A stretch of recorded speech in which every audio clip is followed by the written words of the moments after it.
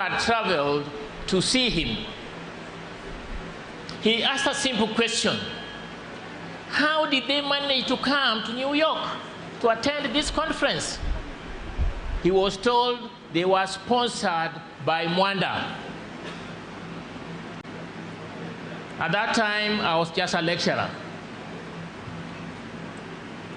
The second time was even more dramatic. He came to Cape Town, South Africa, to see how PhDs, we call them PhDs, or permanent head damage, if you want to call them that way, could be trained more in Africa for the African universities and development in academia and research.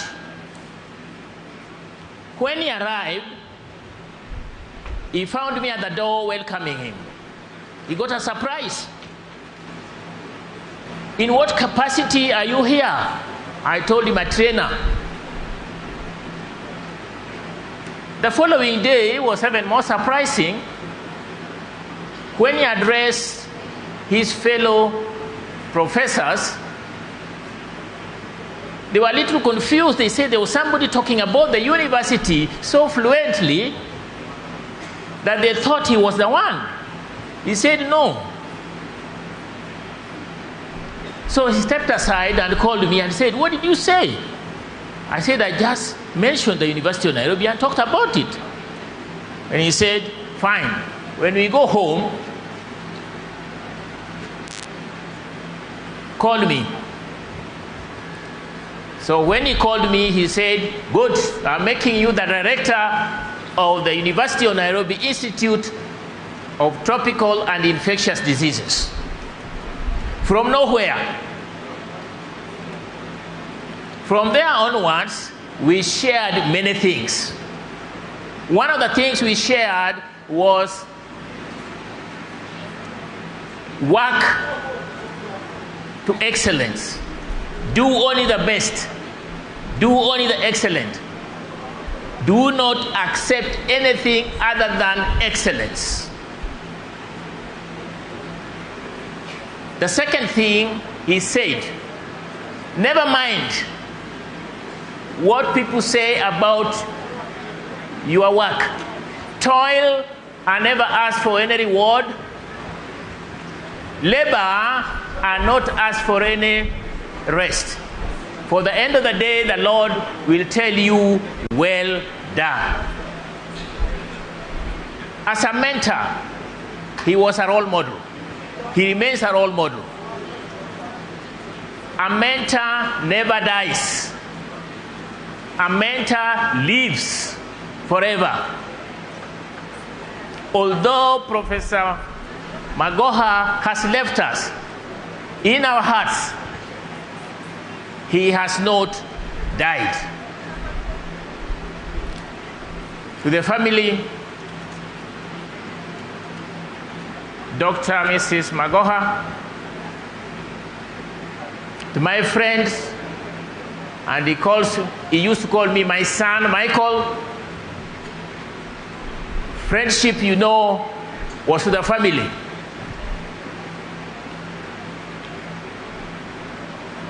And you all remember what he said. In Kijaluo, for those who understand Kijaluo, I will say one thing.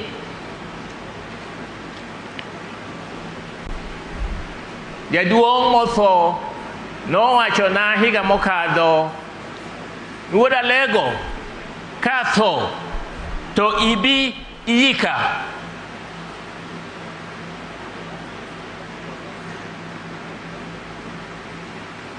Kendo ji mang'eny osepenjo ne ere kaka profesa nene nyalo tho ma ok otere e osiptal. Magoha notho ma ok otere e osiptal to nikech norita. Owachona weche mogik. Ani mowachona wach mogik. Kadonjo ayude kobet to wacho ni isebiro, tawache na adier, mago e wacha manogik, tayo dhi kama, to mane kaka ne wachne orumo, ba onge ng'ama osewacho ni. Therefore, fellow mourners, it is a time to celebrate a great man in all respects. As has already been said, friends, let us keep the legacy of the man who has left us. Thank you, thank you, thank you. Makofi Governor Mwana, that's very important, a very important speech. Asante sana, the antelope. Now that ends the list of speakers from academia and medical profession. Now we are going to rather now varied group, but before Tuju comes, I want to tell him a story before he comes here, because he always says that I talk ill of a politician. But I'll tell you a story. There was a great preacher who was preaching to great politicians. So the preacher went to the pulpit and said, "My dear congregation, you are all politicians. I've got a very important topic to preach to you today. But before I start the preaching, I'd like to ask you one question. How many of you sitting in the congregation have read Matthew chapter 99? And all the politicians raised their hands. I said, yes, it is you, liars, that I want to talk about. There is no Matthew chapter 99. Thank you.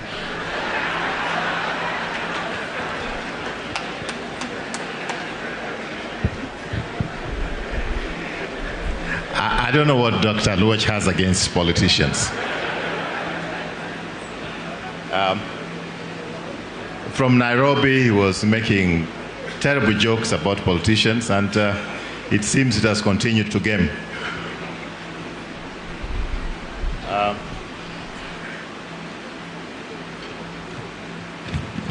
As I mentioned to you earlier, we'll be announcing some of our distinguished guests as they come in. Let me start by announcing in our midst the distinguished presence of the following cabinet secretaries: CS Eliud Owalo, ICT and Digital Economy. Thank you, sir, for coming. CS Ezekiel Machogu, Minister for Education. CS Florence Bore, CS Labor and Social Protection.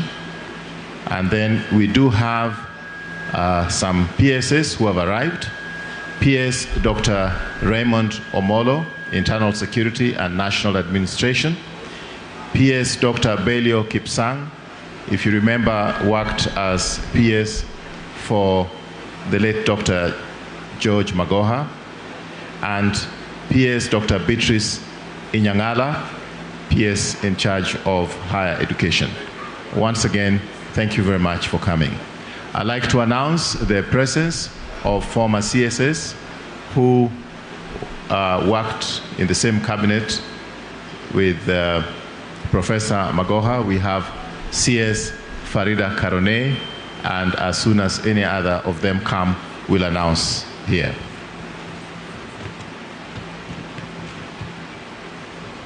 I've been informed that we do have some MPs who have just arrived. I'd like to just confirm we have our host member of Parliament, Honorable Elisha Odhiambo, with us. We'll be giving him a chance to talk and to welcome the other members of Parliament who are here. We have Women Representative Dr. Christine Ombaka. We have members of Parliament, Honorable Eva Obara and Honorable Rosa Buyu.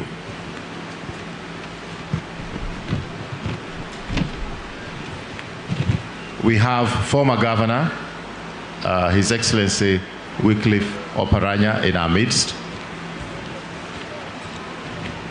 We have CS Dr. Sarah Ruto, who is former CAS and worked very closely in the same ministry with Professor Magoha.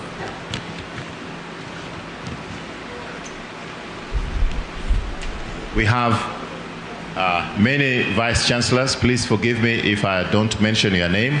The list is still growing. We have Professor Kiama, University of Nairobi. He already spoke. We have Professor Aduol. We have Professor Muluvi. We have Professor Shivairo. We have Professor Ipara. We have Professor Chacha. We have Professor Ochola of Tomboya. We have Professor Nyabundi of Maseno. Professor Nyabundi already spoke. We have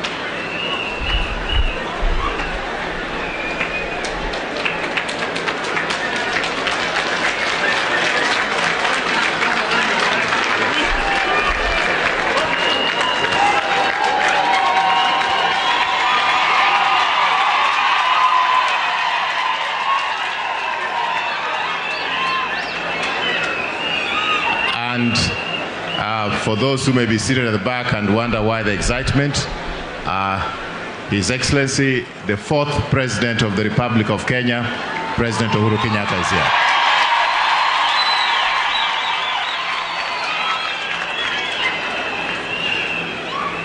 here. Your Excellency, when you came, I was just announcing those who had joined us.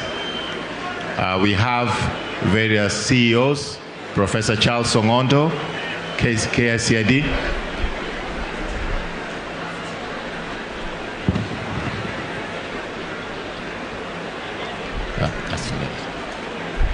Professor Dr. Njengere of Kenya National Examination Council, Professor Mike Kuria, CUE, and Dr. Maurice Odondo Kemi.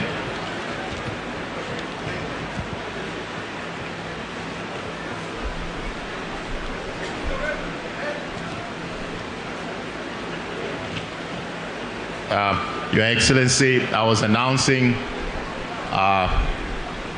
former colleagues of Professor Magoha who are here. You may be aware, Excellency, that CS Amina Karone, Farida Karone is here, and I've seen former CS Rachel Omamo also present. Your Excellency, I'm not mentioning my name because I'm not here as a former CS. I'm here as a cousin of Professor Magoha. And yesterday or the other day in church, I told people I was glad that the fact that he's my cousin never featured in your appointment when you're appointing him as a CS, because it was totally because of his capacity. So the fact that he's my cousin from the matrilineal side never featured at all in cabinet. As we go ahead with the program, I'd like to appeal to all of us who will be given a chance to address the mourners. Please keep it brief. Please just condole the family, and let's keep it brief, because the church has been very kind to us, but our time is running out. I think I'm going to make the decision that I'll be able to ask others who have not been given the chance. We'll be changing the program a little because His Excellency, the 5th President, will be here. And I've also just been told that other dignitaries are still on the way coming here.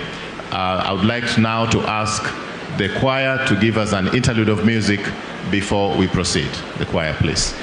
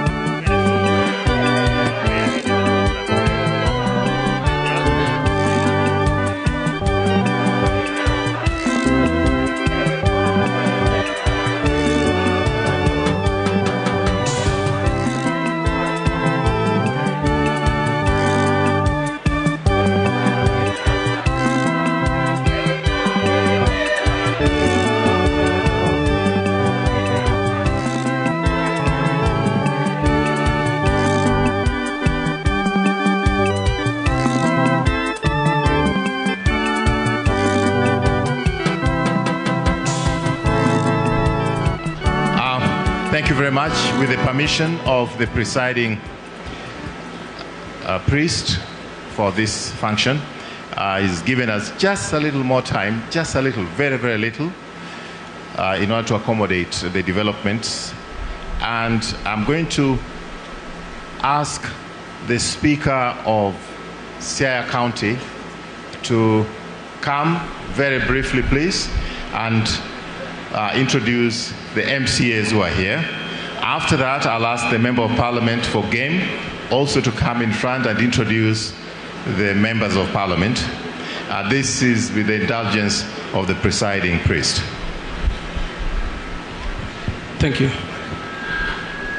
To our church, the family, the fourth president of the Republic of Kenya, the national government representation here, and everybody else. God is good, and all the time, and that is his nature. Thank you very much. My task is very mean. First and foremost, on behalf of the county government of Siaya, we want to welcome all the mourners who are here today na kuwasihi kwamba mjisikie mko nyumbani. Secondly, I want to take this opportunity to very sincerely thank the fourth President of the Republic of Kenya for appointing Magoha. Your Excellency, there were very many professors. There were very many surgeons. But you chose to take a man from this land, and I thank you for giving an opportunity to serve the country in an exemplary way in which today we have traits we can learn from him. Thank you very much. To the family of Magoha, the nuclear and the extended family, tunawashukuru because you allowed Professor Magoha to serve the Republic. He was then not with you. You took the insults that come with being leaders just to let him serve this country. Thank you very much. Ya mwisho ni kwamba nimeambiwa ni waambie waheshimiwa ambao wako hapa. Those of you members of county assemblies who are coming from outside Siaya that are here, tafadhali tuwajue kwa mikono tu popote mlipo. Mtatuwia radhi, hatutasoma majina yenu manake hatuna, lakini kama ni lazima tusome, utaandika alafu utatambuliwa. Tafadhali wherever you are. Those are MCS from outside Siaya County Assembly. Asanteni sana, naona wa Nairobi, wa Kisumu, wa kila sehemu. Asanteni sana, mjisikia mko nyumbani. There are former MCAs of the County Assembly of Siaya who are here, from 13 to 22.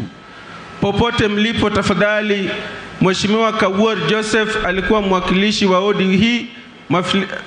Kawuor, karibu sana. Then all MCAs from Siaya County Assembly, ambaye siye mwakilishi wa hii wodi.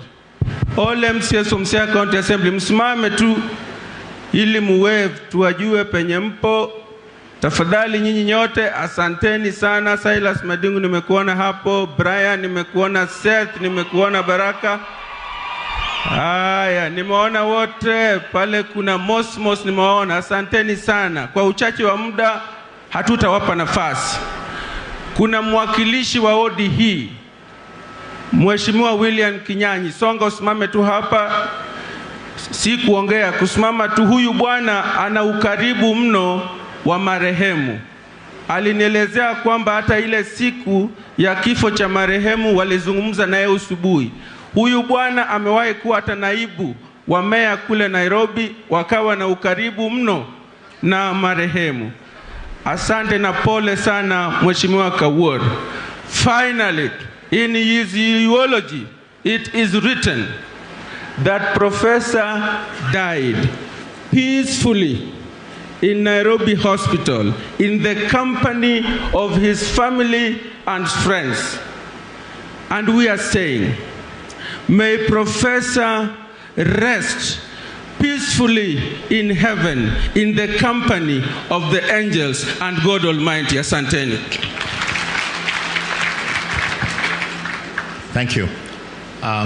Your Excellency, just before you came, I did relay the story how 2021, Professor's younger brother Agunga passed on, and his daughter, Dr. Magoha, also passed on.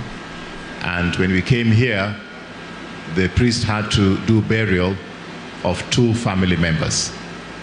As fate would have it, just when Professor was waiting to receive the body of his brother from the US, he died, and his brother found him in the same cemetery. We are really, really, really traumatized. I like, before I mention the members of parliament also who have just arrived, I like to acknowledge the other members of the family. If you'd allow me, those who can stand, please do stand. I start with Mama Elizabeth. Mama Elizabeth is 100 years old now. She's the only survivor of our mothers. A couple of years ago, when my mother went to see her before she died, my mother was 87, and then she told everybody who was around, "Do you know this child?" Because my mother at 87 was just a child to her. Mama irokamano kuom chukri michopo. We have the family of Ogola William. Please, if you could all be upstanding. The family of John Obare. Would I just make it simple? All the Magohas who are here, just please, all the Magohas who are here, please do stand. Then Mama Mary, you can sit. Understand. Or be upstanding. The members, there's members of the late Richard's in-laws are here with us. We have in-laws from Richard Nyabera. We have in-laws from Joseph Joseph Oile's family. Now I don't have to use on the name Magoha. I'll call you with your home name. Joseph Oile, Paulina Nyango, all the in-laws who have come here because of William Ogola, all the relatives from Sakwa, the Sakwa people, are you here? Agunga and group, yes. All the relatives from Asembo, I'm one of them, I'm standing right here. So Noela from Kisumu, the relatives from Kisumu. Okay. Jahono and the larger Konyango community. I'd like to ask members, oh, you're there. Gone uru jogi mos, pamnegi uru jodalo.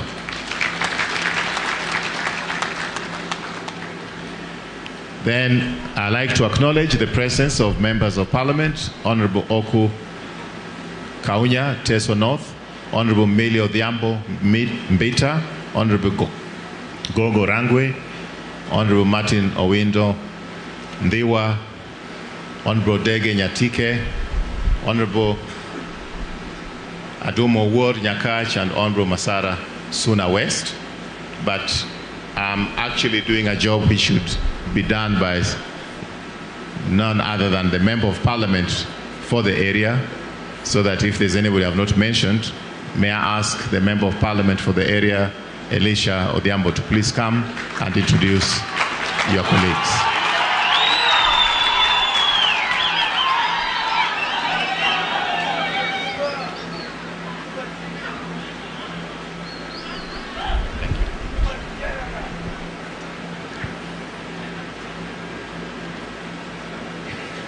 The 4th President of the Republic of Kenya, the CSS who are here, the PSS who are here, the former CSS who are here, the former PSS who are here, Gijo Geman Ka, Nyasai Ber, Seche duto. Let me say just a few things. Mama, Dr. Barbara and Mike, I know I said this in church, but if you read the first book of Thessalonians 4:11-16, it assures us that if you are Christian, if you read verse 11, there's no need to cry. Because if you cry, you will not be different from somebody who is not saved. But verse 16 tells us that one day when the heavens open, those who are believers like me will meet Professor Magoha.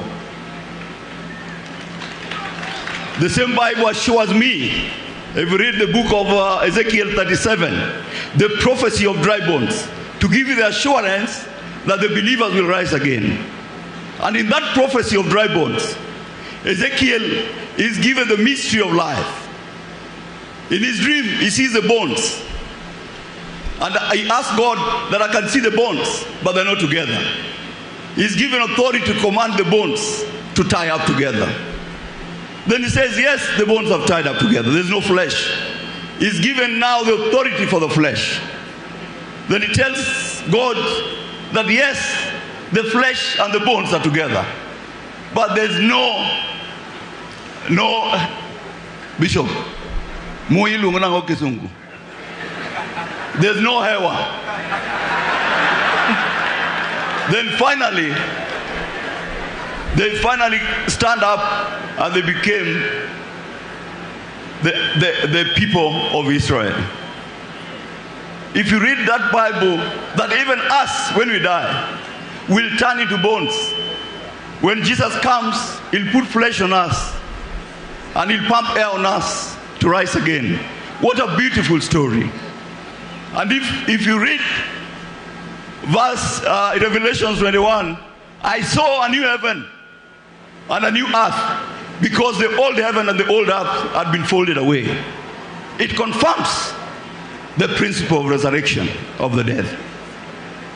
May Prof, in your sleep, have the assurance that one day we'll wake up together.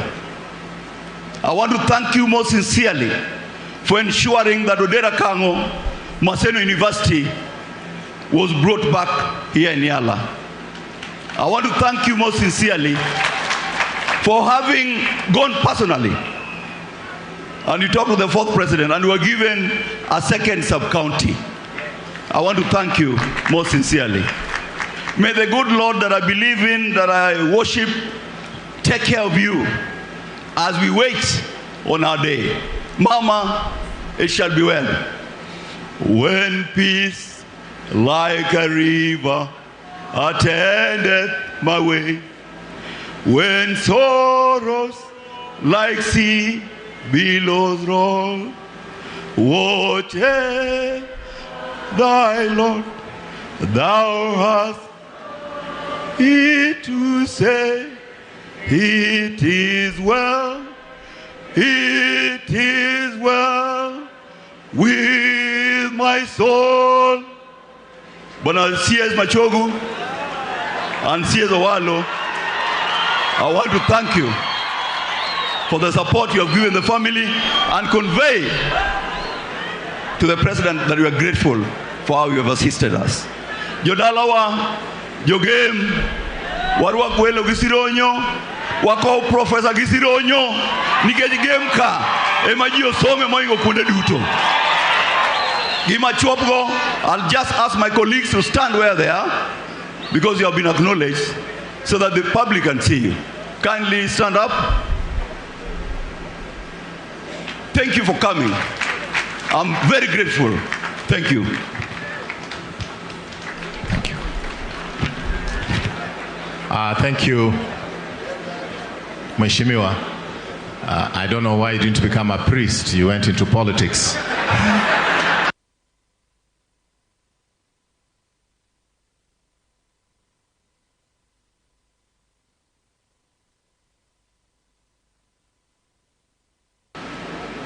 Yes, yeah. I'm going to ask my former colleague, CS Rachel Omamo, to come and give a tribute on behalf of all of us who served in the same cabinet with CS Magoha. And I think other members of parliament have arrived. Honorable Ngondo Were of Kasipul, Honorable Babu Owino, Embakasi. Babu Owino, you'll have to tell me what you tell people so that then you're so popular. Whatever you do, teach some of us. And I'd like to acknowledge the presence of Ambassador Dr. Josephine Ojambo, who was a Rotarian with the Professor in Nairobi.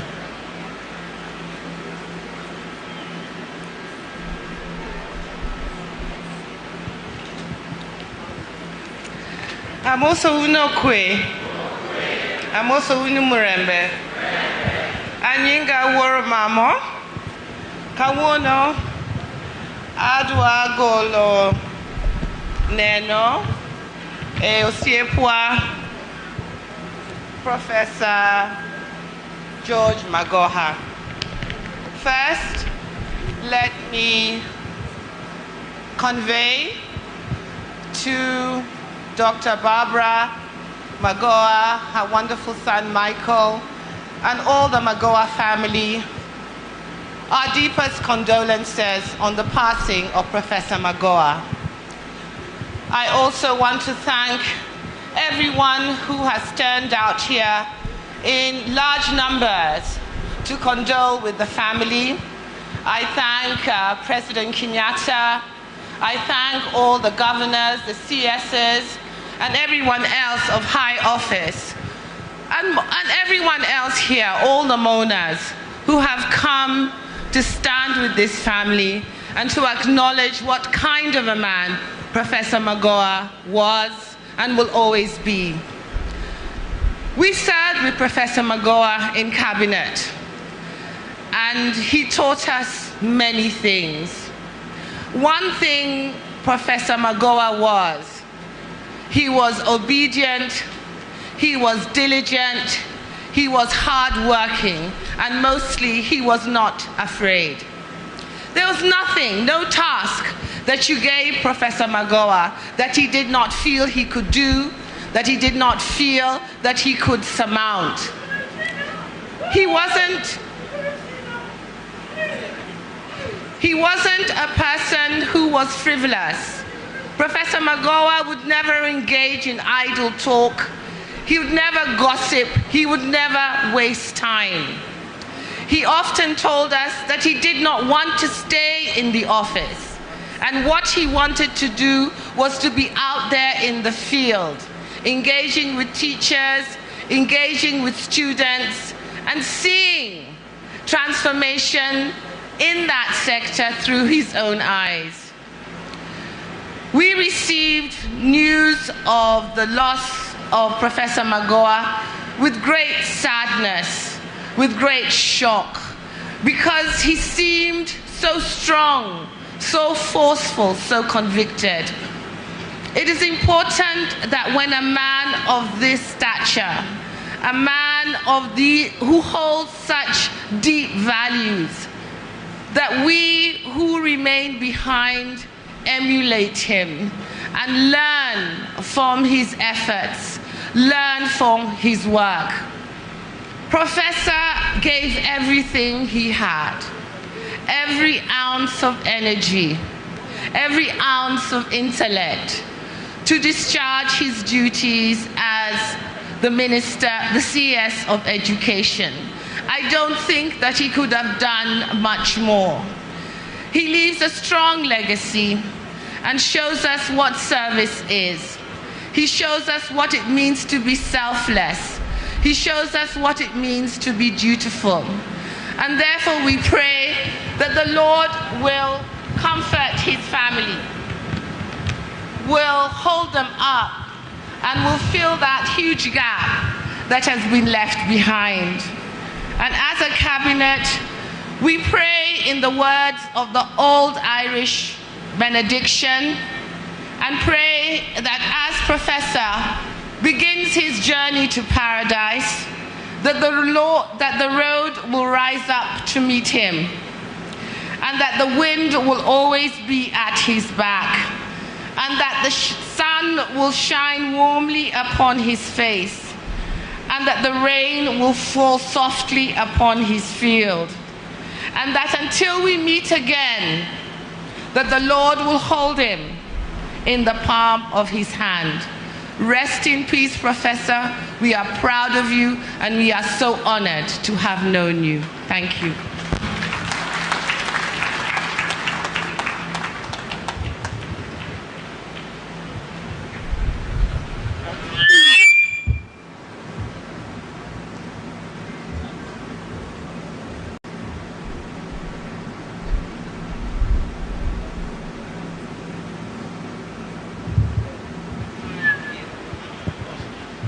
Sorry, short interlude. Thank you. I did mention to you that we do have 3 cabinet secretaries here. It's my privilege to request CS Florence Bore to make her remarks by CS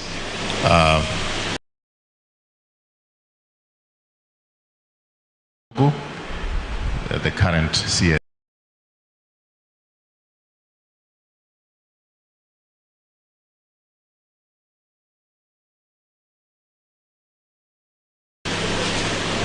Ezekiel Machogu, the current CS for agriculture. Oh, sorry, this current CS for education.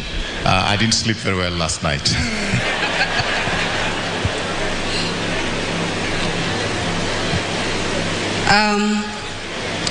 The 4th President of Kenya, Mama Barbara, Michael and family, fellow mourners who are here, Bwana asifiwe. Idhinade, intie, antie, anachie. My name is Florence Bore, CS Labor and Social Protection. I have come here today to mourn with the family and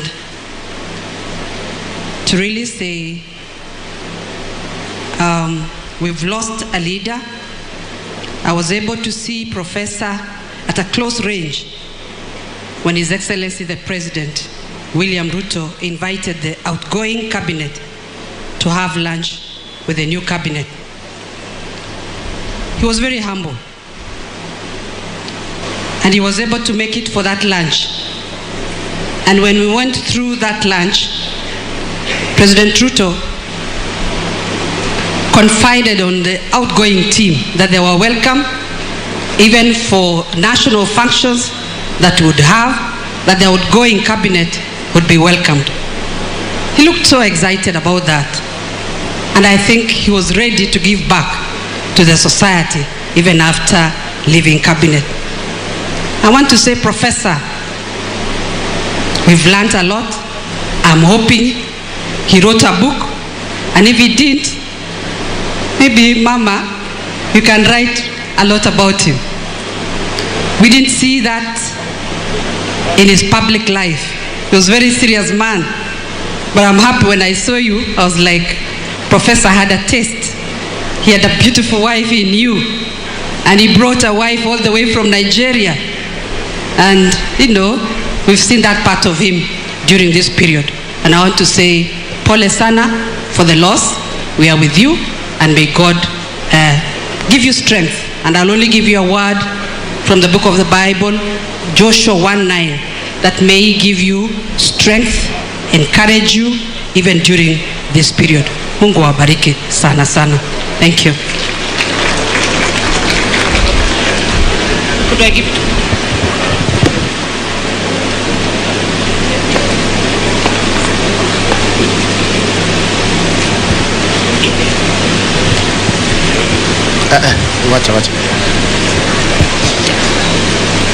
Thank you, the family of my friend, my brother Magoha, Dr.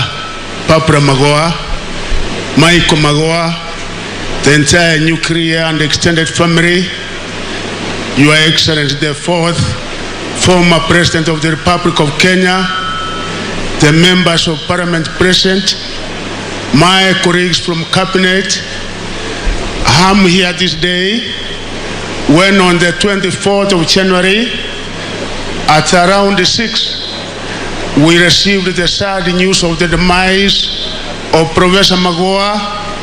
Each and every one of us was in shock, indeed profound shock and disbelief. We said no, it cannot be, but there it was, our brother, our friend had passed on. Professor Magoha, not only in the Ministry of Education, was a distinguished scholar, a medic of his own class, a man who served this country with distinction, a man we are here celebrating today, who indeed had a purpose in life, a man who was selfless, a man who has left footprints in the Ministry of Education and other areas in this country that can never be erased. Indeed, Mama, this man was great. As I told you in Nairobi, he was a great family friend because, Your Excellency, when you appointed him in 2019, he looked for a young man who was working in the University of Nairobi as a lecturer, Machogu Junior, Paul Machogu, and they took him over as his senior legal advisor. Each and everywhere where Magoha was, they worked with that young man who assisted him in what he was doing. As a family, I undertook to do one thing, that indeed I also have to reciprocate, and that's why when Magoha was arrived, he made one request to me, saying he has a sister that he wanted the government to consider for something, and I want to inform you, the people of Game, that when I discussed with His Excellency the President, he agreed to the request of Magoha, and that the sister is going to work in the government of Kenya. And also, the great scholar, I want to thank Maseno University because they agreed to give him a praise to come and teach and do research. And actually, it was only 10 days before him passing over, Vice Chancellor and the team, University Council. For that, we thank you so much. And for this campus, in memory of our late brother Professor, as government, I will be able to inform His Excellency the President, Dr. William Samoei Ruto, and I'm sure that in memory of our good professor, we will be able to do more as far as this university is concerned. Now, I want all those from education ministry to stand up because we are quite a number here, and as they stand, I ask my brother Omoro, PS Internal Security, also to come so that he can be able to introduce the principal secretary that is present here. And all those in Ministry of Education, please stand in memory of our brother. Thank you. Our brother Omoro is the PS Internal Security, and is also going to introduce. Welcome, Right Honorable Prime Minister.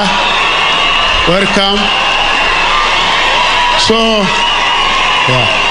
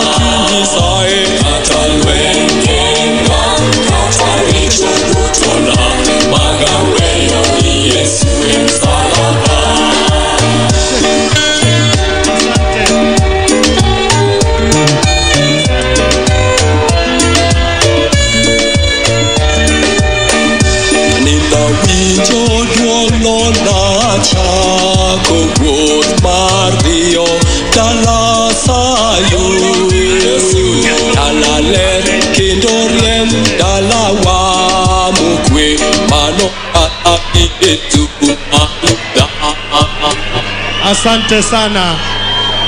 Ningeomba sote tuliosimama tupate kuketi. Ningeomba sote tuliosimama tupate kuketi, na maafisa wa itifaki, protocol officers, kindly make sure all our guests are seated. Ningeomba ikiwa wewe ni mwanahabari, kuna sehemu maalum iliyotengwa. Kwa hivyo wapiga picha na waandishi wetu wapendwa, tuelekee kwa sehemu hizo teule. Vile vile ningeomba ukiwa mgeni kukushukuru kwa kuwasili, ila nikuombe ushirikiane na maafisa wa itifaki wa kuelekeze sehemu ya kuketi. Niwakumbushe kwamba tuko kanisani, huku ikiwa tunaendelea na ibada ya wakfu, na niombe Mheshimiwa Tuju uendelee kutuelekeza kwa ratiba. Karibu. Asante sana ndugu yangu. I think for our Nigerian in-laws, now you know you are at a Luo funeral in Siaya. Just in case you didn't know, now you know. Thank you very much. The Prime Minister Raila odinga has arrived.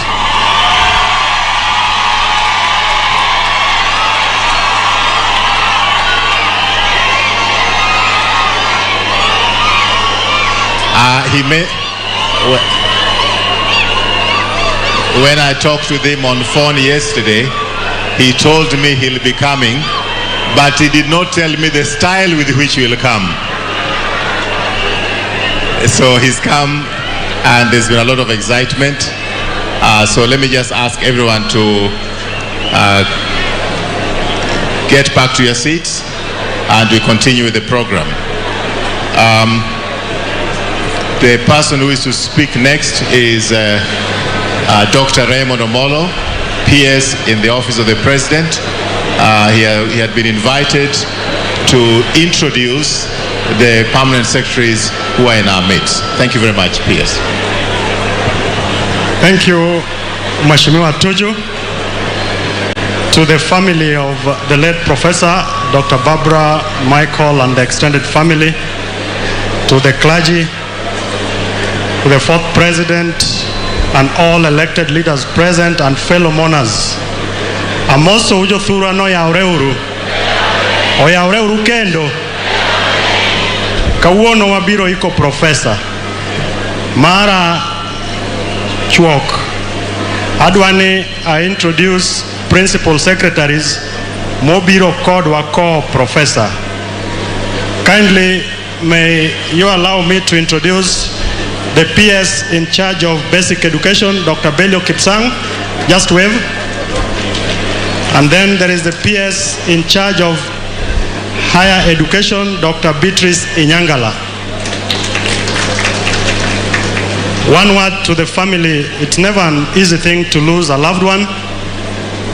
Receive my sincere condolences on behalf of the ministry and the rest of the government. In my own personal capacity, we've had to interact to ensure that we have a decent send-off for Prof. I pray that the grace of the Almighty God be with you. Thank you.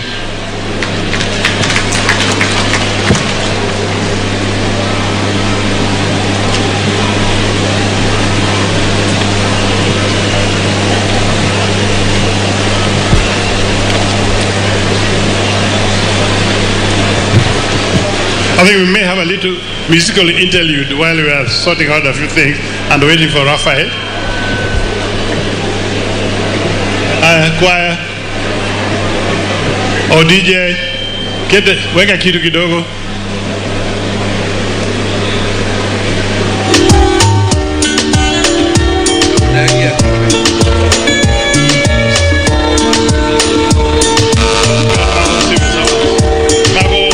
Security people.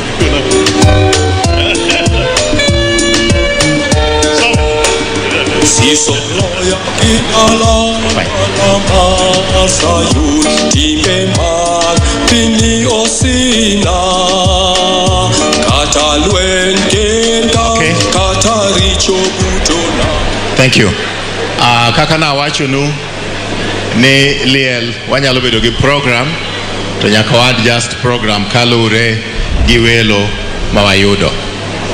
Omentire adjustment moke program mungi ono. Agoero kamano kuom kwe muse bedo godo. Kendo I like to apologize for the seating arrangements.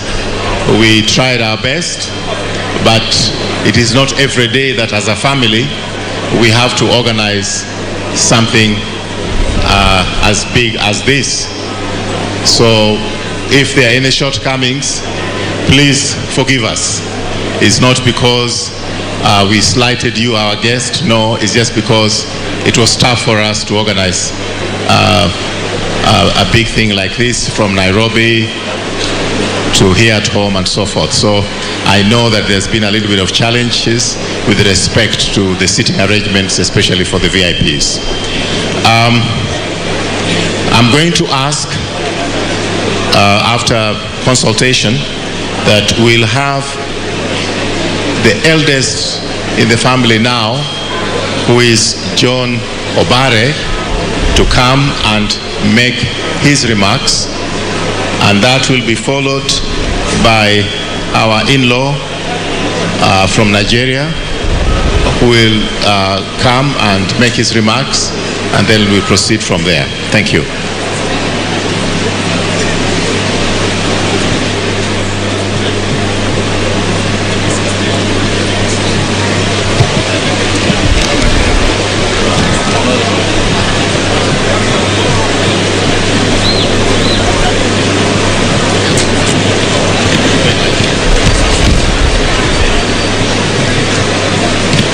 The church, to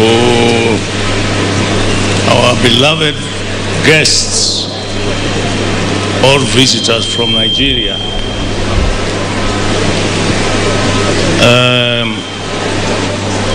to our retired President, His Excellency Uhuru Kenyatta,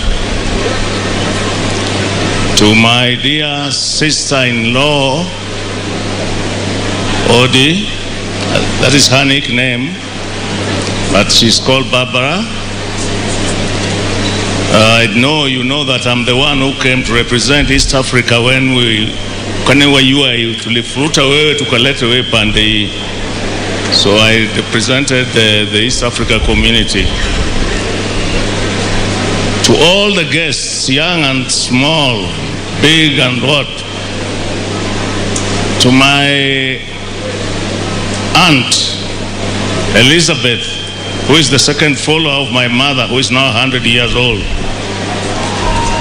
and to everybody else who has taken his time or her time to come and help us mourn my brother George Omore. On behalf of my family, I say karibuni. Na pamoja na hiyo nasema asante. Kabla sijaendelea na maneno, nataka kuwashukuru watu wote ambao, all the people who participated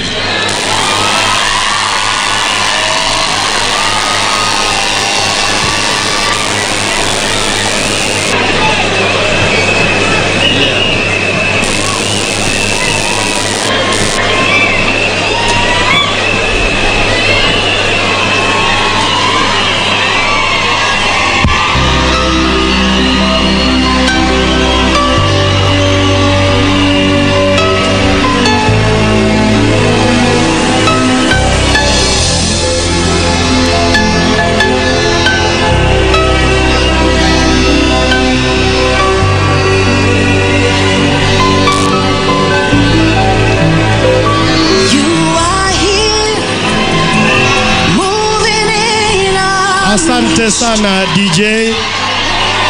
Niombe kuheshimu kuwasili kwake kinara wetu mpendwa Engineer Daktari Raila Amolo Odinga. Na sasa niombe kwa heshima na taadhima kuu wengine wetu tupate kuketi ili kuruhusu ratiba kuendelea. Endelea ndugu.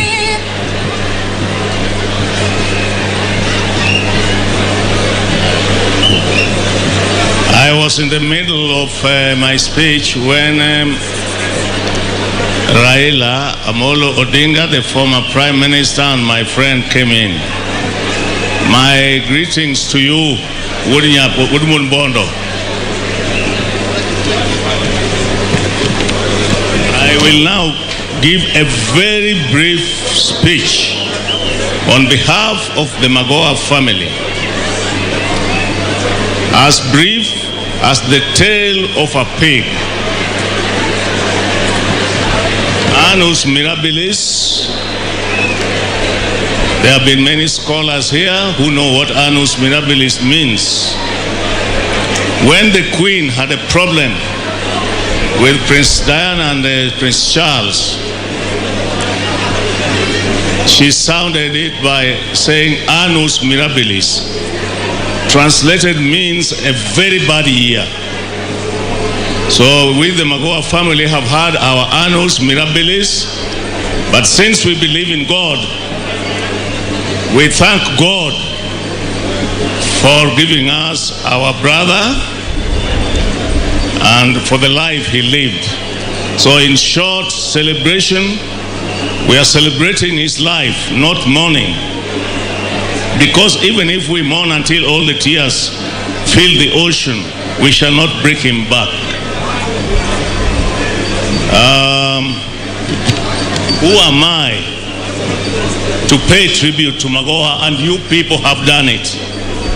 The scholars, the politicians, the ordinary people from Samburu, from Kajiado, they have all spoken well about my brother. So there's no need for me to add anything.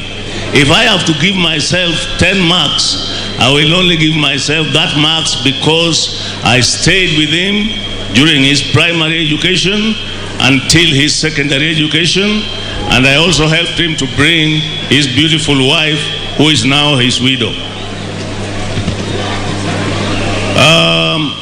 One thing, you people who do not know Magoha, he has written a book, and that book has a lot. Why don't you buy it and read it? And this goes equally to my siblings. Most of you have not bought that book. You wanted to be given a complimentary like I was given, but you never got it. Instead of buying a whiskey, buy that book and read it.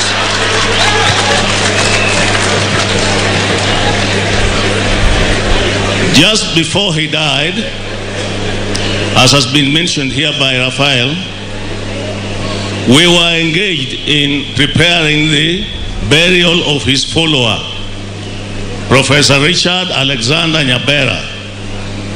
We sat, he built for him his home because we had promised. He had gone away without the Luo procedure, no wokie simba.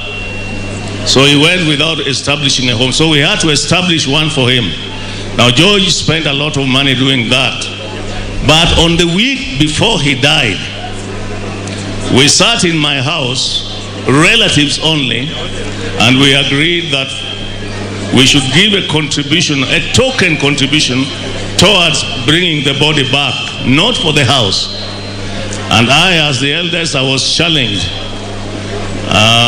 I had to move my seat near him because I don't have very good ears. Then we spoke. Luckily, I had some money on my phone. I transferred it to his phone. I told him, now I've set the ball rolling. And then I got other members of the family, and they raised the money which he wanted. And that money was to be raised within 48 hours.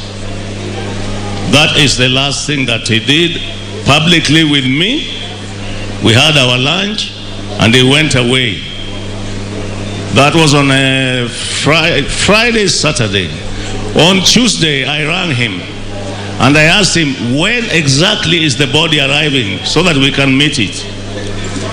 I realized he wasn't talking very well. So I asked him, what is the problem? I am not feeling very well. Okawij maber. But I can manage. That is the last time we spoke. The next thing I heard from my wife the following day was that Professor was gone. Do not be discouraged. Those of you who are here, I'm now an old man. I've seen a lot. I saw my friend Agwings die, JM die. That has not stopped me from living. You have courage and work hard. Hakuna chabure. Mnasikia? Well, the fourth president has told you many times, hakuna chabure. Lakini mukijaribu mtapata. To my sisters, the two of them, and my brother Joseph, remain focused on what our mother's legacy, what George's legacy has been. To everybody else, those who loved my brother, have peace. Pray for him. If he wronged you, forgive him. Please, I repeat, forgive him, because nobody is perfect. Deo Wudinya Sakwa, goodbye.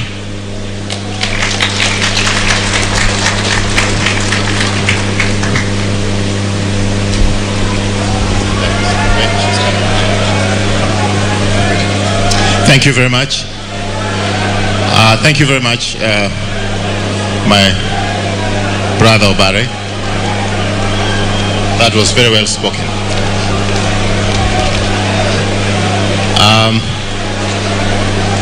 I'm going to ask Dr. Ifyok Isien, who is brother to Dr. Barbara Magoha, to come and make some remarks. Please, let's give him a chance.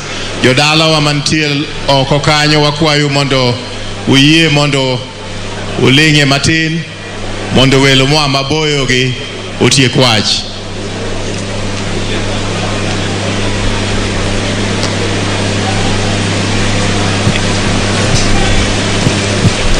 Good morning, our lordships. Good morning, the fourth president of Kenya. Good morning, the former prime minister. My dear in-laws, Ukoromi, Yaikom Kenan, Asante Asana. Thank you very much. You all know Professor Magoha as an adult, as a professor, a full hard-working man. I knew Professor Magoha as a young man in the medical school. So like I used to tell him, a teacher was once a student. I was 3 years his senior. So the iron that you have seen today was forged in Nigeria, exactly in the College of Medicine of the University of Lagos. These are the features I saw of him. A hard-working young man, very sincere, extremely sincere. He worked very hard, and with him he had his siblings, Joe and Pauline. He came into our family, and let me use the word kindly. He applied to join our family. We are all families of doctors. My father was a doctor. 4 of my siblings are doctors. 3 of my children are doctors. So when he applied, we had to vet it very seriously. And when you see that we accepted him, you can see the product. You see the finished product. You see what he did to Kenya. God be praised. I didn't know that he will have a shorter life. He could have done more, but it appeared that hurry was because he had a lot to do and he needed time to do it. He didn't have the time to finish what he wanted to do. But I thank God that whatever he did, he brought peace and joy. He was straightforward. He could step on anybody's toes, but you couldn't doubt one thing. He was very sincere. Please, George, rest in peace. Thank you very much.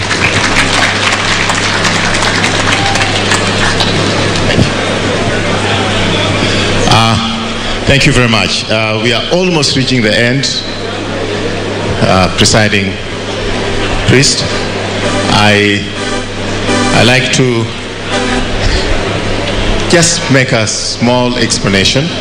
I'm going to call upon the governor of Siaya to speak, but before I do that, before I call the governor of Siaya to speak, I like to call a person who you don't know is a relative actually in this home. Among us, the Luos, I did surprise the president that Professor Magoha was my cousin, and we kept it a secret because otherwise maybe would have considered twice having cousins sitting in the same cabinet. But you may not be aware, but Ida Odinga is also related to the home. You've heard about Mama Elizabeth, who is 100 years old. Sister to Mama Elizabeth is Pauline Anyango. That is where Pauline Dola, she's actually Pauline Anyango Dola, gets her name from. And Pauline's daughter, which is an auntie to Professor Magoha, Pauline's daughter, Noela, is here. I don't know if Raymond is also here. Noela, would you please stand up if you are anywhere so we can acknowledge you? Yeah, that's Noela Oyo. And she's first cousin to Professor Magoha. She happens to be married to Ida Odinga's elder brother. You see how these things get mixed up? Yeah? And that's why I always tell my Luo brothers, don't hit somebody else. Don't be mean to somebody because you don't know where you're going to meet. You'll get very ashamed. Right? So, Madam Ida, if you'd like to come and say something, and I would like Noela, with your permission, can we also ask you just to stand so that we acknowledge you? Noela. Let's give Noela a clap, please.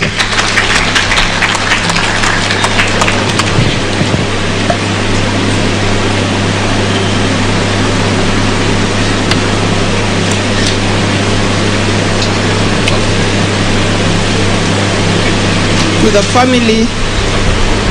the family of Professor George Omore Magoha, my friend Barbara, and the others, I wish just to convey my sincere condolences to this family. Just as I think you can now hear me. Okay. Good. To the family of Professor George Omore Magoha, I would like to convey my sincere condolences and the family, from my family to your family. We've had a long connection with this family. Standing next to me is my sister-in-law. She was married to my brother that I come after in Bath, and she's a cousin to George Omore Magoha. Now, the long relationship did not just start with her. I think Pauline Magoha, now Pauline Dollar, that was my student. The others, Joe was an administration in my home. So I know the family very well. Now it is sad that we are losing George at this time when he's just at the prime of his life. In fact, this is the time that George was really coming out as the best. And then death, without warning, decided to take him away. Jodalawa, Jogame, Untie, and bende anyar game. Anyar ukaya Buckingham Palace ka. Omioka biroka, literally, abiro yuago wadwa. To wago most nijo game, to giji duto, and particularly those in the education sector, because the foundation that he put in the education center is very strong, and I hope it will be followed to the latter. Now, Okado Achomangeng, we just pray to God, may the Lord God rest his soul in eternal peace. Amen.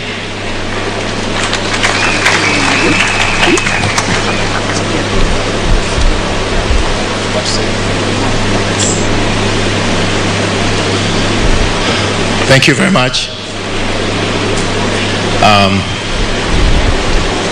I'd like to acknowledge the presence of another colleague of Professor Magoha. Eugene Wamalwa is with us here. Let's give him a clap. Thank you. Then there's Vice Chancellor Rasom Tum of Mombasa University. He also joined us. There are two more members of Parliament, Dr. Nyekal from Seme and Mr. Member of Parliament Opio Wandai has also joined us. Thank you very much. I just like to make a few remarks as matter of encouragement before I ask our governor, who will in turn then invite the Prime Minister, who will in turn then invite the fourth President of the Republic of Kenya. I think at times like this, when there's no hope, sometimes, and I'm specifically addressing Dr. Michael Magoha, this is for you. There's a story. Okay, fine.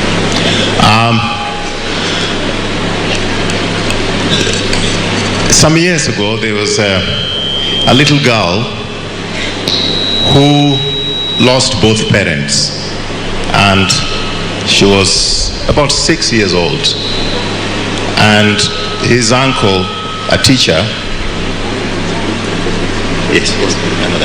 yes, okay, sorry,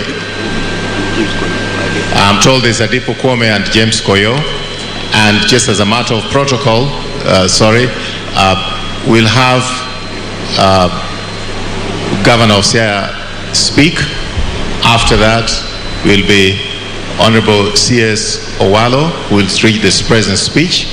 Then after that, it will be the Prime Minister. Then after that, His Excellency the President. That is the protocol. I've just been reminded.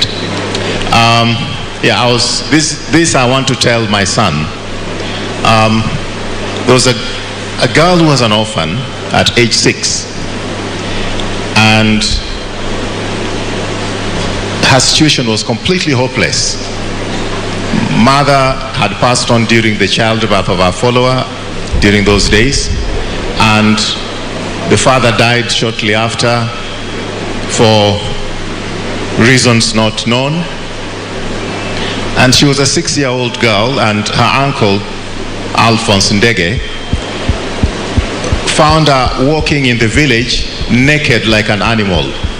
As a girl, those days, even if you are poor, you had some panties on.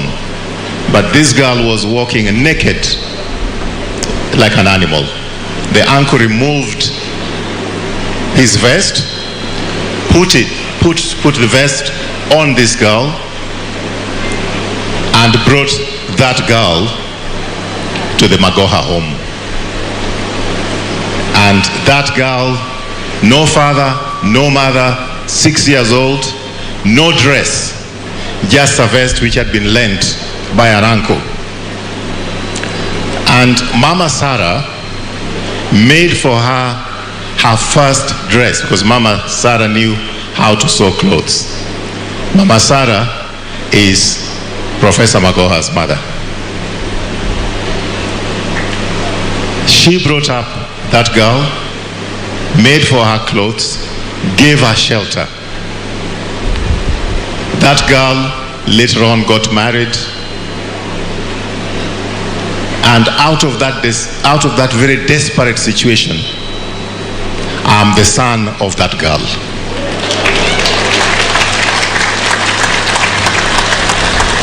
So no situation can be completely hopeless.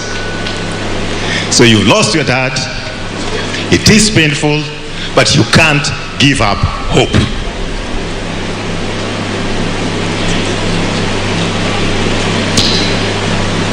Professor Nyong'o is not here, but I was told he sent his message. So I'm sorry, I'll not give the chance to who was supposed to read the message. You'll give the message to the family. I'm going to ask Governor, Your Excellency,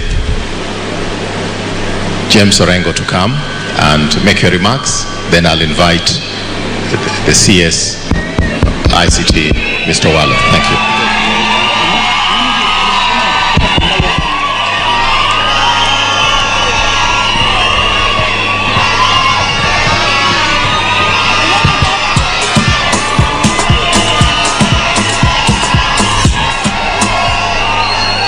Kamaro.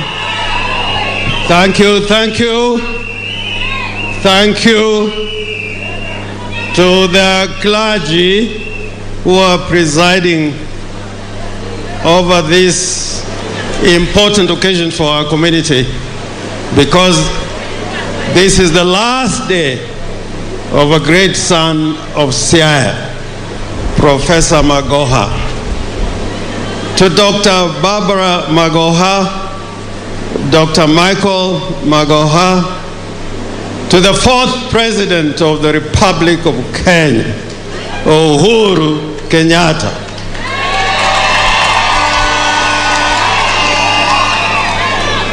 To the People's President, Raila Amolo Odinga.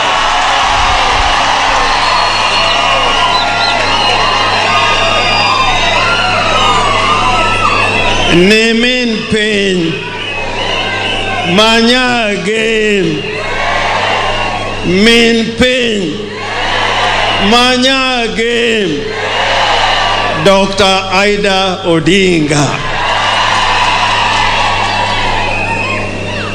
To the county secretaries who are here, and the former county secretaries, to the deputy, to the leader of the minority in the National Assembly, and to the members of Parliament who are here, and to the County Member of Parliament, Dr. Christine Ombaka,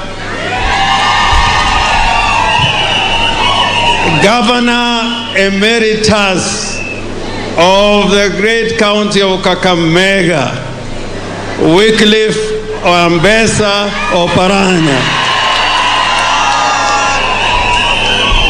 to the Governor Emeritus of Siaya County, Woodruth Konde Rasanga. You will excuse me because I must say a word in Luo. Then I'll say the rest in English. Jothurwa wa yiko woi ma katasani wan gisunga kode. Okwan gisunga kode. Woi mokelo piny mangima igem. Donge uneno? Mogolo Uhuru Kenyatta midwano Uhuru Kenyatta ni maliel moko bare. Dengo uneno Uhuru Kenyatta ka. To kendo okelo jatendwa miluongo Raila Amolo Odinga. Omiyo ma okendiel alielo kadho ka. Okendiel alielo kadho ka. Omiyo akwau konde mu ai luoruru mineu. Luoruru mineu. Min Magoha manonyuolo Magoha moiko bieche igem ka.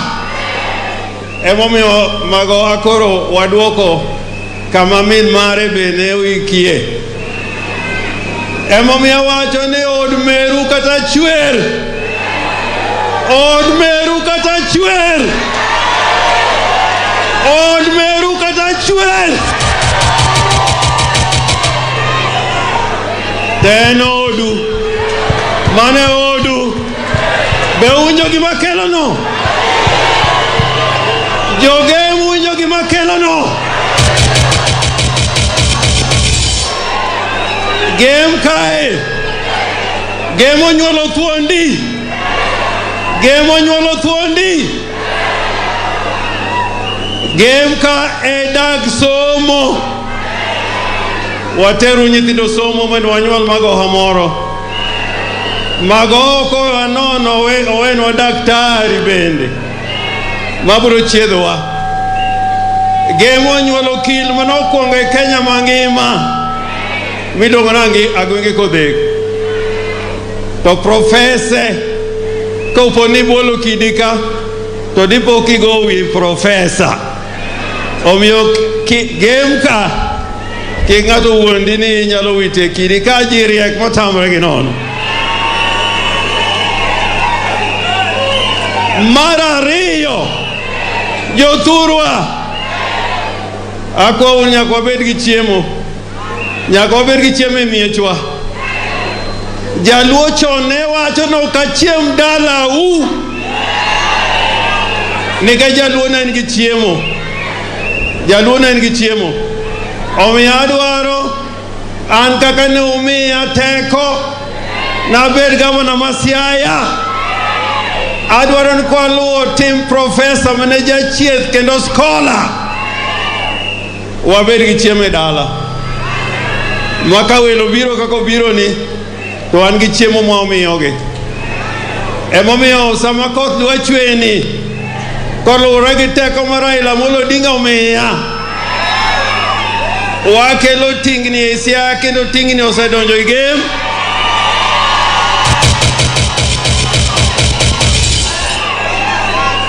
Tich ariyo nitie tingni manyien mabiro. Tawacho ni kitiyo gi tingano. Kitiyo gi tingano to iyudo kodhi nono, kodhi iyudo nono. Ta en tinga ma pesa wuye mong'iewo. en kodhi ma pesa wemo ng'iewo. Katieko gi dholuo, piny ilaro. Wow, jowa mang'eny osedhi loko alaro piny. Agwingi kodhek waiko ka. Mboya obiro iko agwingi ka, Mboya bende onindo. Uko bende onindo. Odhiambo Mbai bende onindo. Omiyo kama intie, ero wadu kaka iheri iwuon. Kik idhi kamoro mikuodhe jadalau kata ng'atu moro.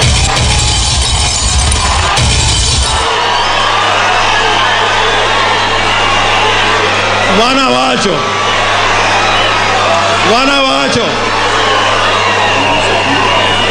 Ya, Dr. Buru be odonjo. Dr. Buru Oginga Senator bende odonjo. An ing'eyo sama koro waloso kwa chap piny. Kendo adwa njagemi wuoth kichap piny. Kijaluo tiwuoth kichap piny. Mondo wanen legacy ma Magoha wawe legacy machalo nade. An gimomiyo amor go Uhuru Kenyatta. Uhuru Kenyatta has left a legacy. A very important legacy. If you have eyes to see, I invite you to see. If you have ears to hear, I invite you to hear. When President Uhuru Kenyatta was talking about affordable housing, I read somewhere when Uhuru Kenyatta was pronouncing himself on policies of the government of the Republic of Kenya, and he talked about affordable housing. Those who are talking about Uhuru Kenyatta, I have never heard anyone criticizing affordable housing.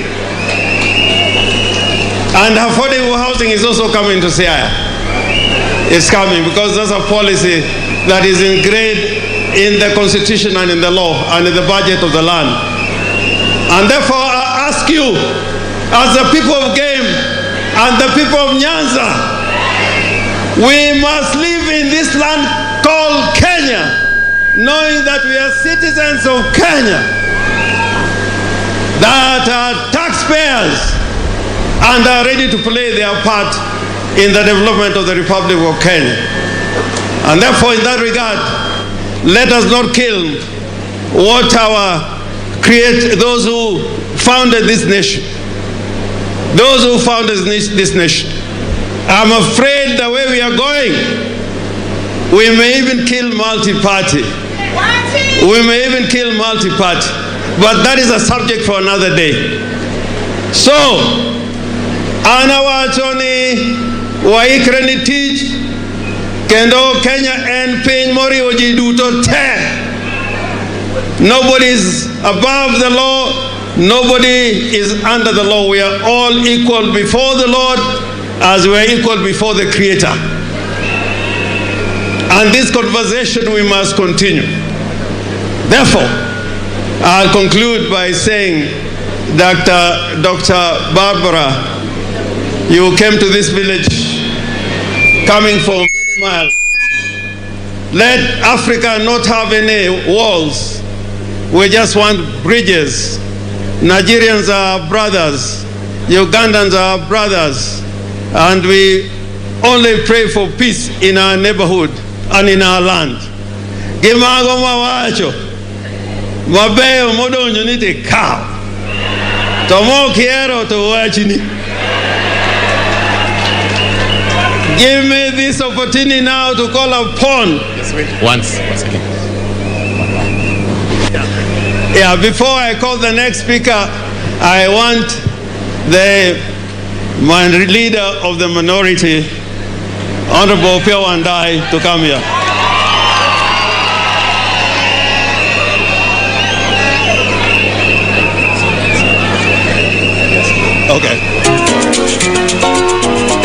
to the clergy, the family of Professor Magoha, His Excellencies Uhuru Kenyatta and Raila Odinga.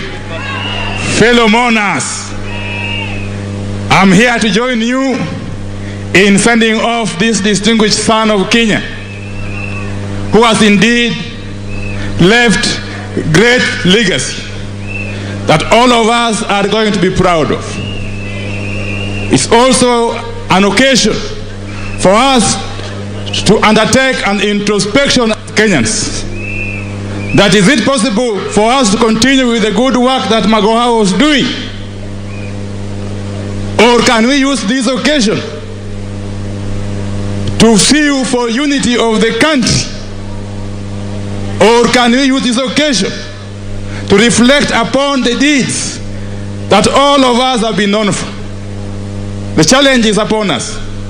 So I convey my condolences and the condolences of all members of the National Assembly from the Azimio la Umoja One Kenya Coalition Party. One Kenya Coalition Party. Tokati yeko. Tanyakawache kimora ben. One kakajoluo. One kakajoluo. Kotel nwa jatendwa chiel. Maen Raila Amolo Odinga. Maen Raila Amolonga. Wachung kar tiendwa. Kendo wachung gichir. Kawang'eyo ni wane buopend chike mane Raila gi osiepe na moko kedon. Kaka jimo wacho, wan gi nyadhi. Nikech wan ok wachiem ka ng'ato. Okamano. Wan ok wachiem ka ng'ato. Kendo ng'ata maparo ni sani koro siasa mar baba uduogo piny. En ng'ama leko.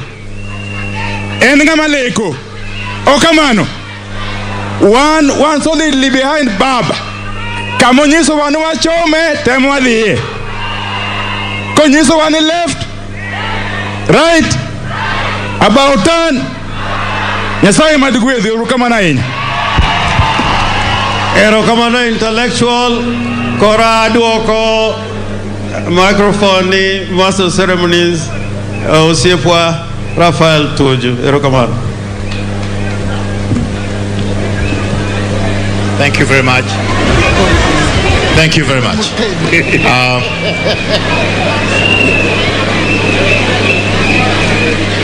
On behalf of the family once again,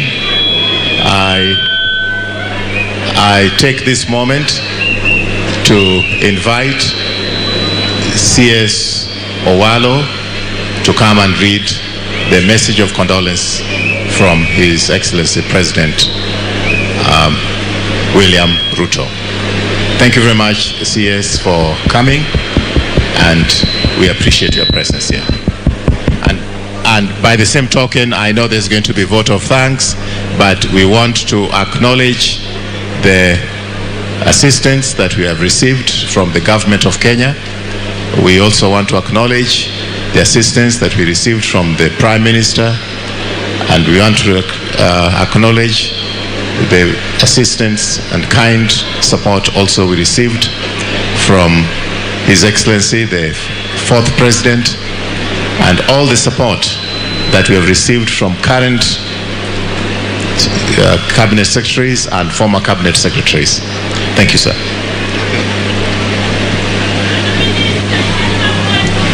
The Magoha family, led by Dr. Barbara and ably assisted by Dr. Michael, the 4th President of the Republic of Kenya, Uhuru Kenyatta, former Prime Minister Raila Odinga and Mama Aida, the church, members of parliament present, dignitaries, ladies and gentlemen, good afternoon.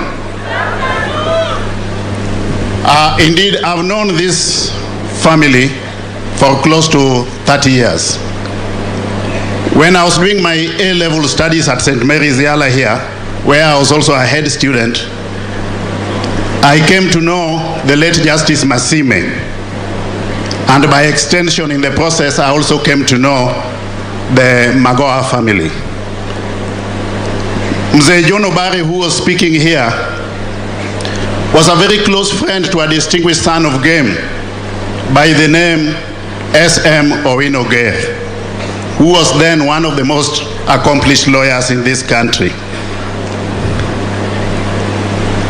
I did get to know Owino Gere through Mr. Obare, and when I went to Nairobi for the first time in the year 1990, the person I was living with is the late Owino Gere. So I can say or state without fear of contradiction that I owe the people of Game, and by extension the Magoha family, a great debt of gratitude. Indeed, when reports circulated in the social media that Professor Magoha had passed on, and I was alerted by one of my staff in the office, I thought it was in reference to the brother. But those reports persisted. So I did call Dr. Aluoch, who actually confirmed to me that Professor Magoha had passed on about 5 minutes before then.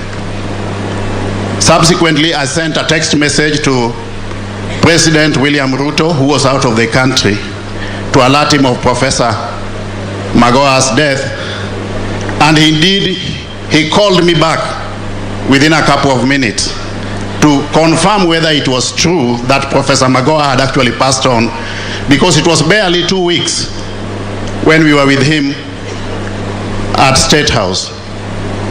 So I confirmed the same to him, and he told me, or he instructed me, to reach out to the Deputy President on his behalf to get further guidance as to how the current government, and by extension cabinet, could respond to that sad state of affairs.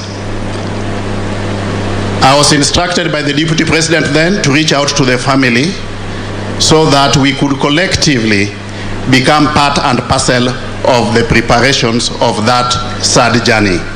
So when I went to the family residence in Lavington, I had consultations with Dr. Barbara and son Michael and the Member of Parliament Elisha, and they did actually make certain requests to the government, which I relayed back, and I'm happy to report that all that the Magoha asked for at that point in time by way of logistical support from the government of the Republic of Kenya indeed acceded to and went ahead to execute with precision. Two, I convey my personal condolences to the family. We have lost a great scholar. We have lost a renowned medic. We have lost an astute professional. This is not just a loss to the people of Game, but to the entire country, and by extension, the global medical fraternity. Because Professor Magoha has achieved almost all that a human being can achieve in life, I would say that what we need to do today is to join the family in celebrating his life.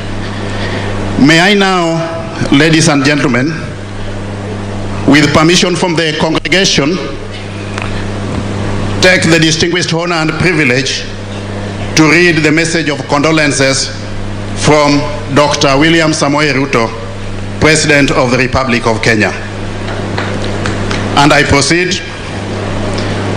Message of condolence by His Excellency William Samoei Ruto, President and Commander-in-Chief of the Defense Forces of the Republic of Kenya, to the family of the late Professor George Omore Magoha.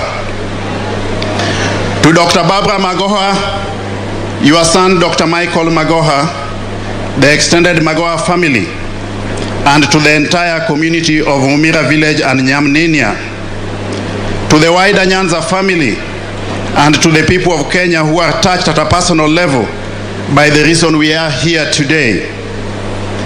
I received the sad news of the sudden passing on of Professor George Albert Omore Magoha on 24th January 2023 with total surprise and disbelief. I wanted to believe that it was fake news in the post-truth times that we live in today. I tried to wish it away as a bad dream, but it was neither fake news nor a passing bad dream. We are all therefore slowly coming to terms with the harsh reality. The cruel hand of death has plucked from our midst one of our finest. We have lost an amazing person whom we have variously known as a colleague, a friend, a relative, a role model, and a mentor.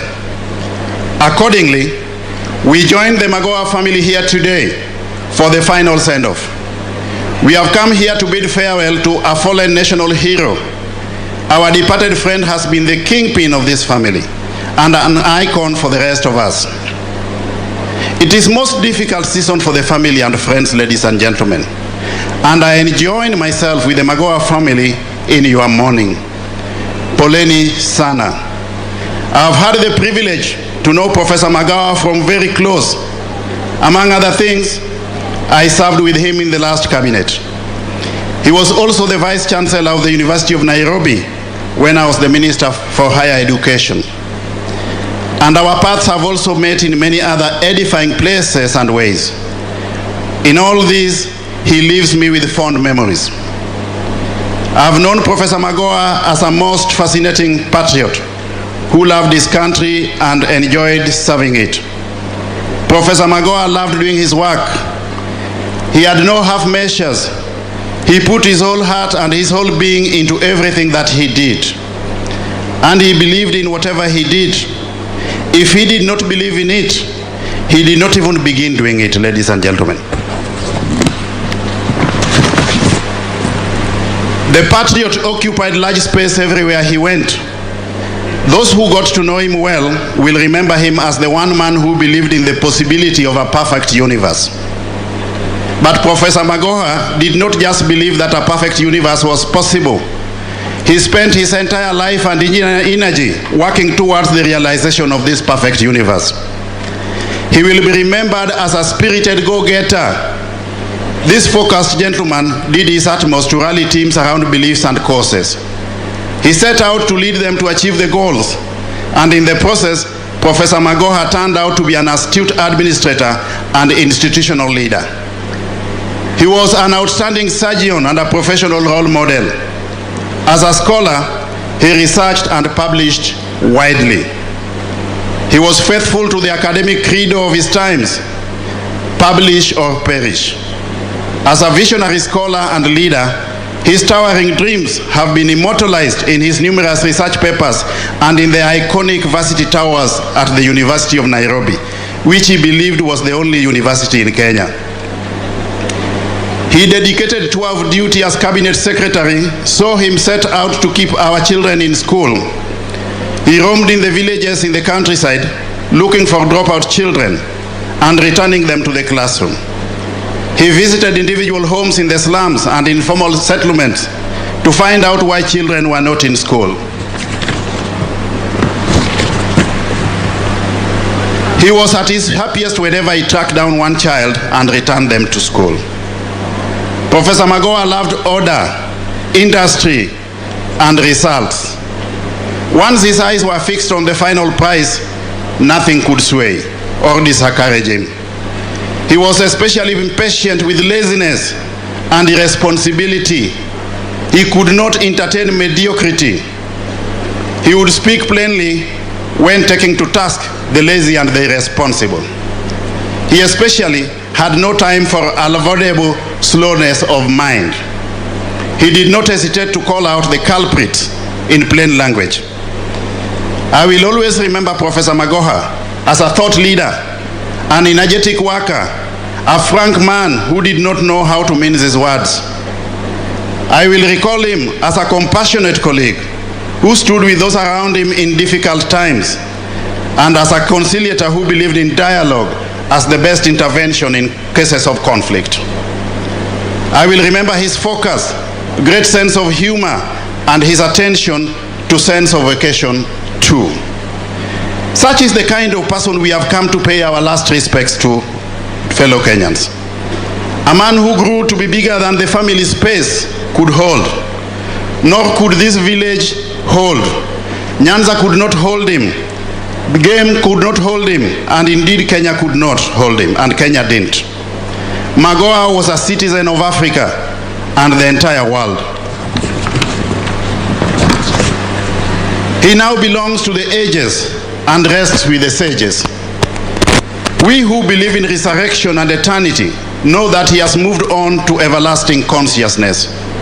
We therefore thank God for his life and for the promise of the life to come in the foreseeable future. We thank God for giving to us Professor Magoha and for the privilege of having been a part of this universe in this life. We certainly look forward to meeting him again in resurrection. Meanwhile, Dr. Barbara and the entire Magoha family, I say once again, poleni sana. May God wipe away your tears and sorrow. May he cause you to smile and laugh again. And may Professor George Albert Omore Magoha soul find perfect rest and peace in eternity. Amen.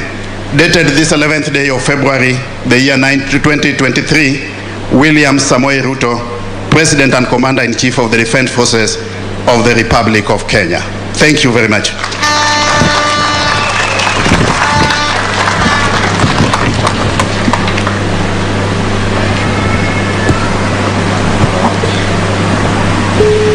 Thank you.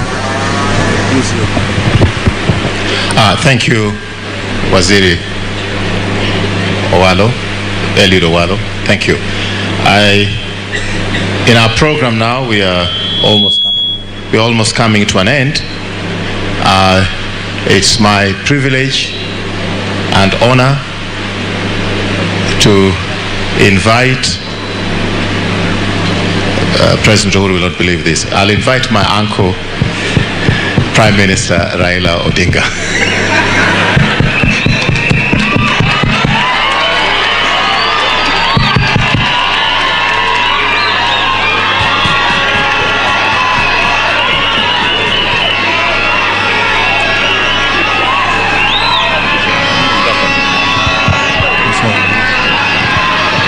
Thank you. Thank you. This is good. Hello?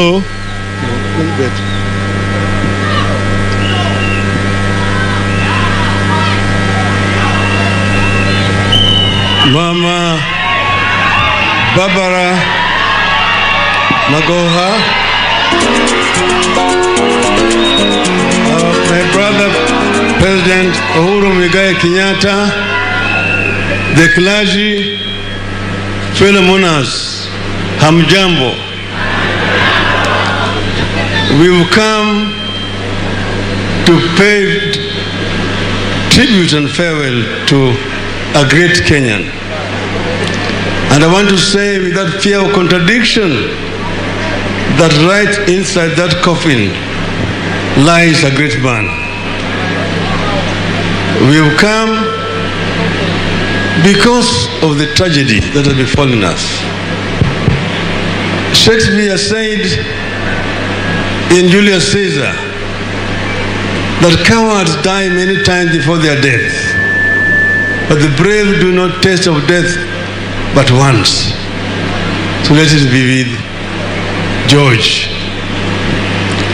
A lot has already been said about George, and I want to basically confirm that everything that has been said about George is true. I came to know George when he was still a young man, because his elder brother was spoken here, John Obaretula Udalonyo More Wimokmede Moro. These are the people who received me when I came back from Europe, in Nairobi. John, his other late cousin Rangela Odundo, Michael Kinyanyi, Javan Chavanga, Okach Woodman Bondo. Those are the people who received me in Nairobi and showed me the way of Nairobi. They're the ones who took me to the Ngong races, kupiga farasi.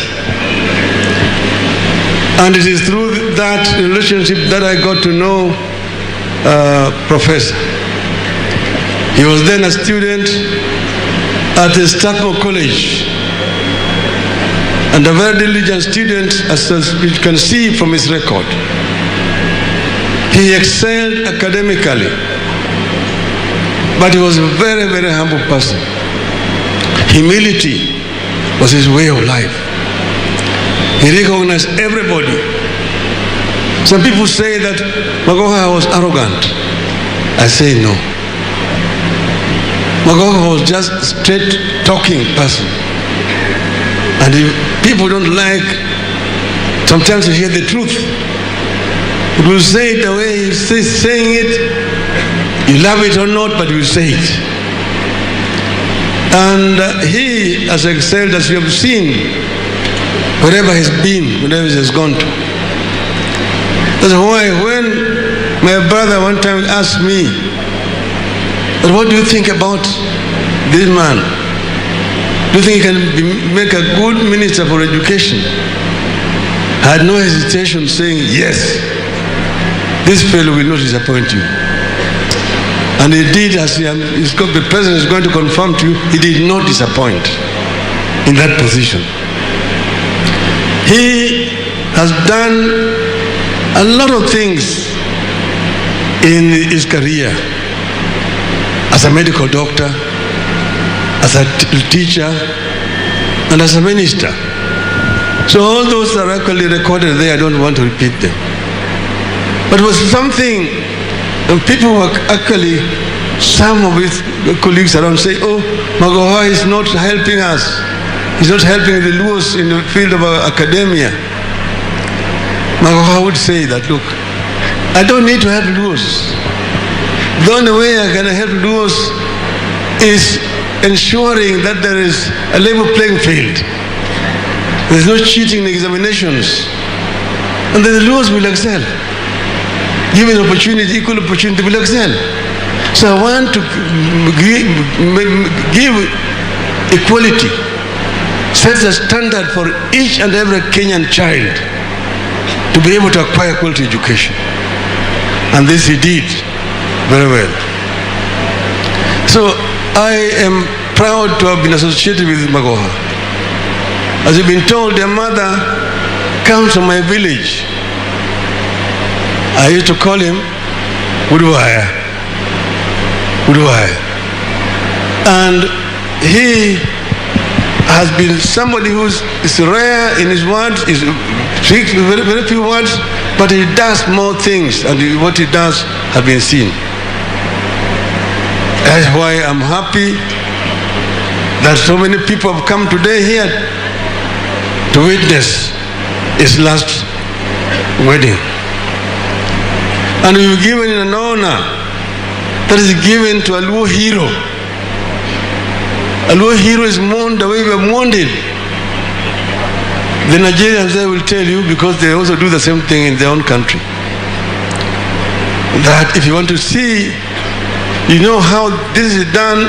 There's a book written by the late Paramount Chief Palmboya, Jadung Madung Otho. How do you mourn him? And that is how we have mourned him today, as a great hero of the Luo community. This place, as we've already been told, is the citadel of education in Luo land.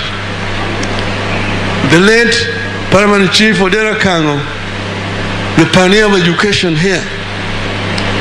And because of that, the Game people went to school much earlier than other people. And they all the time very proud that in the Game we are teeming with intellectuals. People don't throw stones. But if you throw a stone, you're likely to hit a professor or a doctor or a lawyer. But I think these days other parts of the world have also caught up. But that's why I'm also proud to be a son-in-law here. Okan Gibushinaka, Gimerinabi, Yoshinabi, Okamano, Kabuna Mor, biro mondo bedo kod kawuono ka oko wudu marandiga. Oko wudu marandiga. Kawuono ka wach weche mang'eny. Abro loso kod chieng' machielo. Abro loso chieng' machielo. Tung'eyo.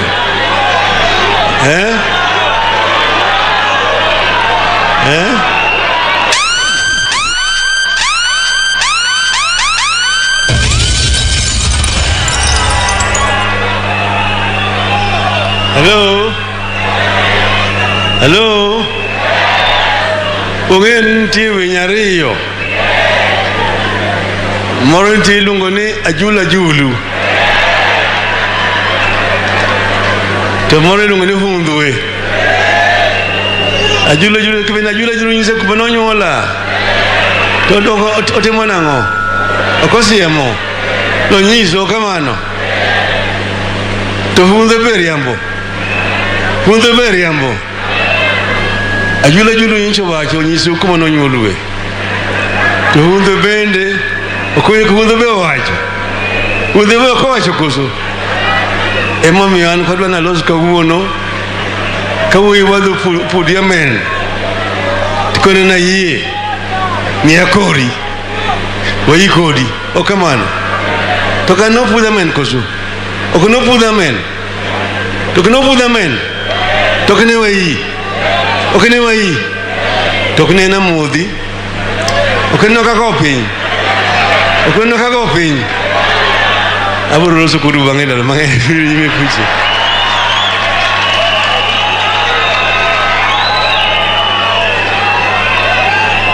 An awacho jothuro kama wantie ni wane akere keke joma mondo chung' motegno. Chung' motegno nikech ang'eyo kuma dwani wadhiye. Kama dwani wadhiye ni wuoth motegno. Ok odwar ji mandhoke. Ok odwar ji mandhoke.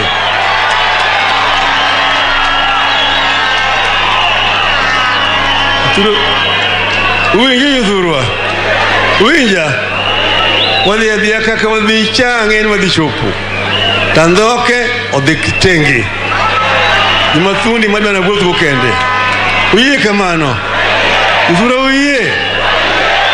Kura muna kawo thuolo ni so that I can invite another friend of Professor, my brother, Uhuru Kenyatta.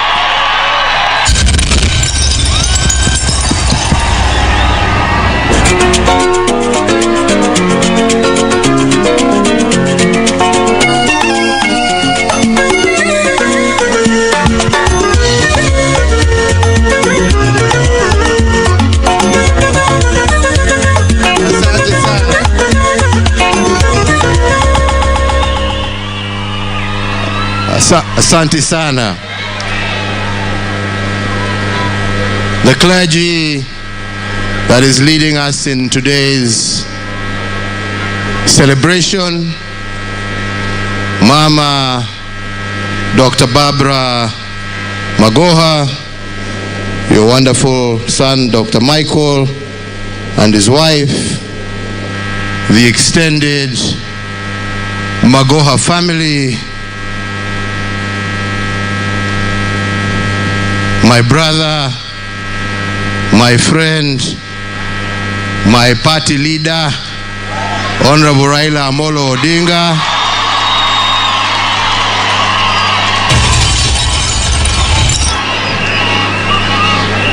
fellow mourners, we are here to join you today to celebrate the life of a great son of this country. Professor George Magoha was a man that many may say was before his time. A man committed to education, a man committed to enlightenment, a man who neither saw color, tribe, region, or country, but saw each and every person as his brother and sister, entitled to equality, not only before the eyes of God, but in law, and most importantly, for Professor Magoha, in terms of access to education. I had an opportunity to work with Professor Magoha. I had an opportunity to interact severally with Professor Magoha, especially at a time when we were going through very difficult times in the education sector. Many of you will recall the numerous cases of exam cheating that used to take place. And when Magoha's term as Vice Chancellor of Nairobi University came to an end, I requested him, because of what I had seen in terms of his contribution to Nairobi University, to take on the role of heading the National Examination Council.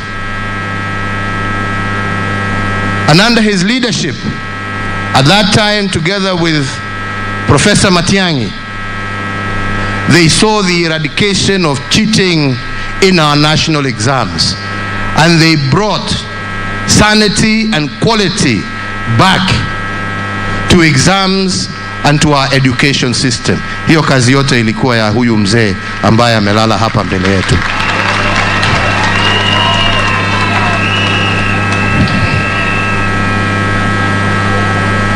As if that was not enough, we continued to work together.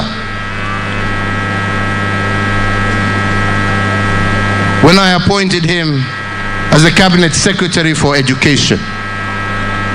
And again, a milestone for Kenya under his leadership of the ministry. For the very first time, and the first country in sub-Saharan Africa, Magoha managed to move the transition rate from primary to secondary education to 100%. Kazi ya huyu mzee ambaye amelala hapa. Making sure that no child was left without an opportunity for education. Making sure that no child ended his education in standard 8 because of lack of fees or facilities. That was his commitment to education. That was his commitment to the children of this country. He went further, and as minister, working with his colleagues in East Africa, proceeded to work to develop curricula, to develop standards for universities that are now emulated not only in the East African community, but also in other countries like Malawi and Zambia and others who wanted to learn from him. But more importantly, as I said the other day, he also took on the challenge of refreshing our curriculum to make it better suited to help our children face the challenges of the future. And this he did not because of politics, but because he believed in it. And if truly what everybody has said here is what they mean, because I have sat and listened to so many eulogies here about what a wonderful man lies before us today, what a great giant lies before us today, then implement what he started and let this country benefit from what he worked so hard to achieve: less politics and more work.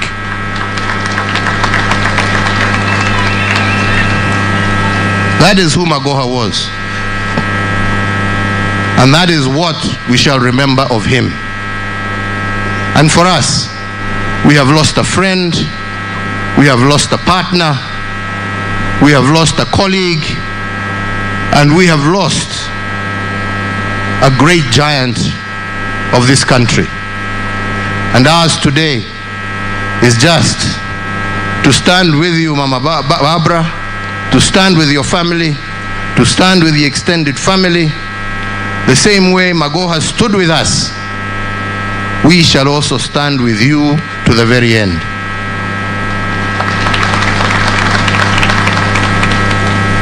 To the people of Gem, be proud to have produced giants such as the one who lies before us. And you are known to produce giants.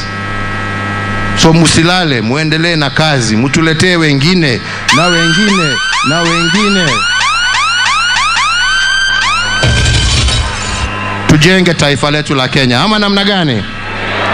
Tumekubaliana? Na vile Magoha aliishi, vile nimesema, bila kuangalia kabila, bila kuangalia dini, bila kuangalia rangi. Hata bibi ametembea, ametoa kule Nigeria, ametuletea hapa.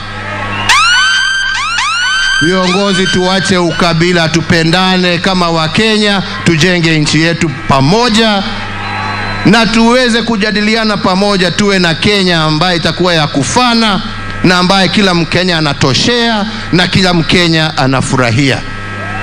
Ama ni namna gani wenzangu? Ni hivyo. Hiyo ndiyo njia ya kumkumbuka ndugu yetu, rafiki yetu, na tunauliza Mwenyezi Mungu amlaze pahali pema, Mwenyezi Mungu amurehemu, Mwenyezi Mungu aendelee kubariki familia yake, jamii yake, wananchi wa Gem na wananchi wa Kenya kwa jumla. Asanteni sana. Thank you very much.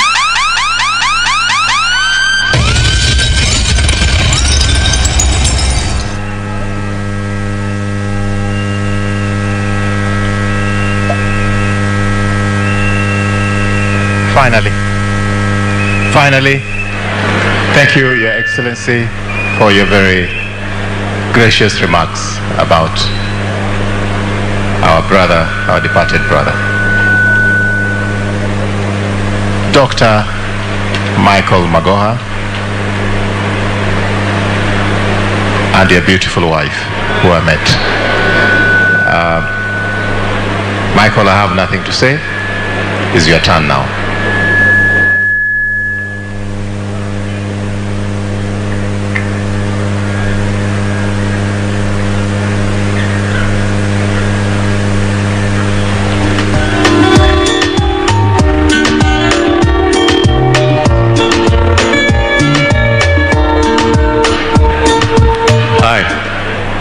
There are so many people here, clergy, distinguished guests, fellow mourners.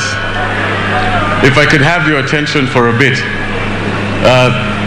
I've been struggling to come here, but this time I do realize I prayed for this, and I realized he would want me to say something, so this wouldn't be for me. This would be what he would want me to tell you at this point. And it might offend some, it might be boring for others, but you'll know that it's coming from him. So, the first thing I keep hearing, you know this is not supposed to be a political event, but the reason is people forget the reason why my father would say that. It's because deep down, and it has been said before, he believed everybody was the same. And he thought things like politics, tribe, all of that stopped people from being the best version of themselves. He thought that if anybody ever focused on that, they forgot on just doing what they're supposed to do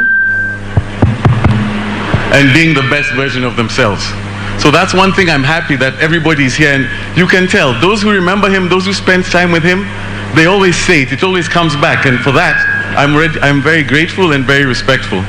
So that's the first thing. There are two things I have to say.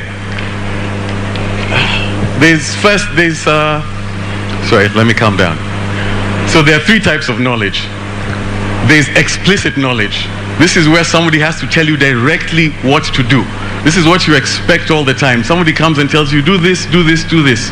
And you think you'll be learning. The second is implicit knowledge. This you're not told. This you watch, you look around, and you learn what to do. You learn how to react. You learn how to carry yourself. And then the last one, which has really hit me of late, is tacit knowledge. Tacit knowledge, you will be told time and time again by many different people, but you don't realize how important it is until you are there at that time. And that keeps on coming. And I think that was the strength of my father. It's because he was brash, he was straightforward, he was not perfect, but he taught me it doesn't matter what a person is. What matters at the end of the day is what they do. And I'll repeat the same thing that I want you to take back. He always let everybody be the best version of themselves. If he ever saw you be a bit better, he would never let you go back.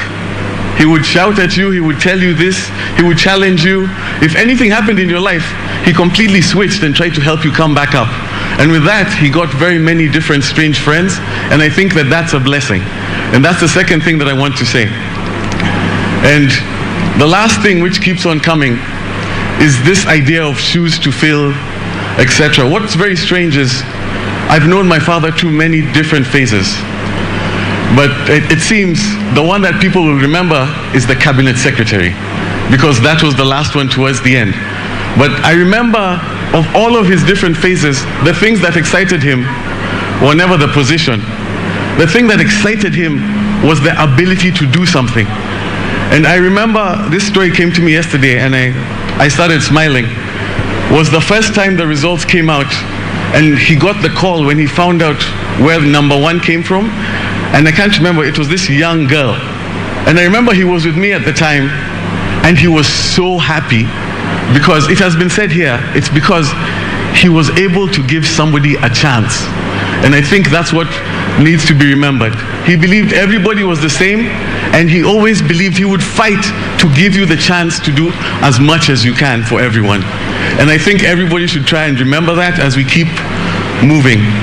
And with the last thing, and this goes to everybody from all walks of life, anybody who's here, and this is the thing I keep hearing his voice that would be telling me to say, is right now at this point, he wouldn't be too happy that everybody's focusing on the man. He would be happier in people focusing on the deeds. He would know that he was great, but what he would say is this, and he would tell me this: I understand it's well wishes if you keep telling me that I have big shoes to fill. He would laugh because he knows, and he has trained me, that is not the point. The point is for me to do my best, and if I see if I can help, I will try and help and make everybody be equal. I know that's my job. But the point that everybody else is missing, don't focus on him. Focus on what he would want. And what he would want is very simple. I don't have big shoes to fill. We all have big shoes to fill. This is for all of you. Wherever you go, start now. Be honest, try your best, upset people, but be forthright. You don't have to be the best person in the world. You don't have to be the nicest person in the world. But you know what you can do? You can give everybody an equal chance in whatever it is that you do. And if you do that, you will be honoring the memory of my father. So thank you all.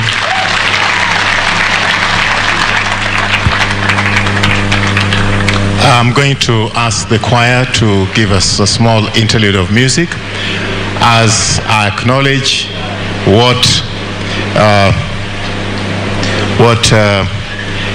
Dr. Michael Magoha has just said.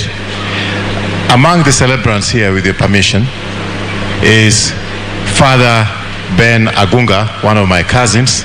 Ben, please do stand up. Father Ben Agunga is one of those people that Professor Magoha took to school. And you can see Ben Agunga and the late brother of Professor Arnold Agunga, who we buried 2 years ago. It's the same family. Now, Ben lost both his parents. How old were you? 12. How old were you then?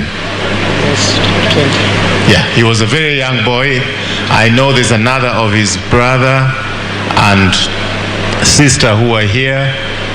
He educated all those four children until now. You have one with a PhD, one is a lawyer, one is a successful business person in Mombasa, and one is a Catholic priest. That is the man who is lying down here. Thank you, Father. Thank you. Please, an interlude of music.